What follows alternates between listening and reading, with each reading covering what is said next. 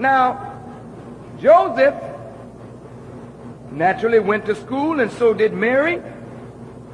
And Joseph finished school at 18. Mary, I think, was about 16 years of age. And when they finished school, Joseph went to Mary's father. This is the way we do it in the Holy Land. We do not allow no young man to come and meet our daughter at a disco or party and hook up. In the Holy Land, we don't have no hookup. You want to hook up, you hook up with the father of the girl that you are looking at, and you will not meet her in no disco, in no dance, in no party, because in the holy world, excuse me, brothers, I hear your conversation back there. Brother Inspector, I hear your conversation back there, and you're interfering with me. As I was saying, there is no meeting up there. No, not there. When you meet a woman, you meet her in the home of her father. In the Holy Land, women don't frequent the streets.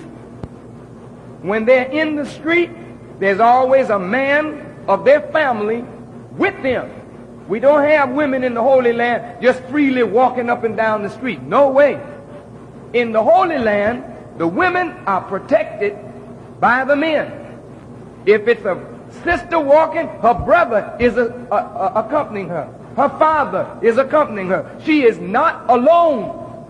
So that somebody could say to her, "Hey, baby, where you going? Maybe I'll go with you." Not there. Not in the Holy Land. And you may say that sounds very strange. But brother and sister, if we are going to have a world of righteousness, you will never have a righteous world with free intermingling of the sexes. Too free intermingling of men and women will always lead to fornication and adultery. You cannot help that. That's nature, and wise men and women guard against nature. So these two, Mary and Joseph, met again when they were grown. And of course, Joseph is talking to Mary's father. And as a father, Mary's father wants to know, well, what do you do? What kind of work do you do? Joseph, according to the scripture, he was a carpenter. Mary's father was a master builder. The master builder didn't want his daughter marrying a plain old carpenter.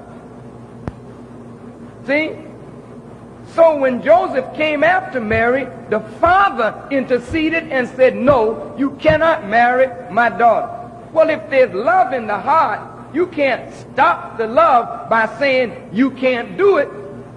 That's an obedient society. So Mary wouldn't marry him. Joseph couldn't take her. So he had to be content with his love and go away. Joseph got married. And from his marriage, he produced 6 children. These children are mentioned in the book of Mark as the brothers and sisters of Jesus. Now, the Bible only tells you that Mary had one child, Jesus. But yet Jesus had brothers and sisters. Is that right? Well, if Mary only had one child, who were Jesus's brothers and sisters? Why did the disciples say to Jesus, "Your mother and your brothers are without, and they want to speak with you"? And Jesus said, "My mother and my brothers are in the temple with me." What brothers were they talking about? Come on now. We just have to understand there's something to the scripture that needs to be explained. The Honorable Elijah Muhammad said that even though Joseph married and his wife produced him 6 children, he still had love in his heart for Mary. Mary told her father that she would never marry any man. If she couldn't have Joseph, she didn't want anyone else. So Mary remained chaste. But the father grieved that his daughter, growing older, was not marrying, wasn't interested in anyone. He would bring certain fine young men of the community by the house, men that he thought were good for his daughter, but his daughter turned them down because her heart was filled with Joseph. One day, Mary's father had to go away and construct a religious house, a house of prayer. The journey would take him 3 days.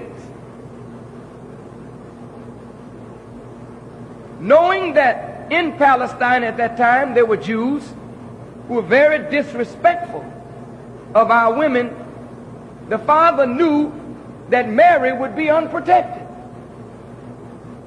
So he had sheep and goat and whatnot, and every morning he would go out and feed the livestock. So in going away, he wondered how was he going to protect his daughter. So he dressed his daughter in goat's beard, put her on a goat's beard and some of his clothes, that the devils would see her out there and think it was him and would not molest his daughter. In other words, he fixed up a disguise for his daughter. Very wise. When the father left, the Honorable Elijah Muhammad said, a great dust storm arose. And in the Middle East, when a dust storm comes up, it gets very, very dark.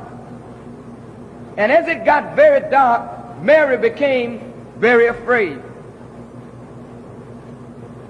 Among the righteous, brothers and sisters, this is something you will grow to understand. Righteous people, the more righteous and clean you are, the more your ability to use your mind to hear and transmit. I will say that again. The more righteous and clean we are, the greater is our ability to use our mind to receive as well as to transmit messages. The Honorable Elijah Muhammad says on this planet right now, 1 out of every 100 absolutely have the ability to tune in, to listen to our thinking. Well, Mary, being very afraid, the Honorable Elijah Muhammad said she sent for Joseph. And Joseph came to her and stayed with her for 3 days until her father returned. And during that 3-day period that Joseph was there with Mary, Mary became pregnant with a child. Now it is true that they were not married. Listen to me carefully. The Jews called Jesus a bastard. If you listen to the filthy language that the Jews use with respect to Mary and Jesus, they try to cover it up in the Bible, but it comes out. They said, is this, they're talking about Jesus when he was older, they say, is this the carpenter's son? This is the Jews talking. Joseph was the carpenter. God ain't no carpenter. They knew that Jesus was no son of the God on high. They know Jesus had a father just like you got a daddy. Yes. Brother and sister, don't you believe anything less than that, lest you make a fool of yourself and try to make God something way out. That child was born of a woman who was impregnated with the sperm from a man, and the man was Joseph. Now, look, Jesus talking to the Jews, and the Jews said to Jesus, according to the scripture, we are not born of fornication. Have you read that in the Bible? We are not born of fornication. This is the Jews talking to Jesus. They're throwing up in his face the circumstances of his birth, which they knew.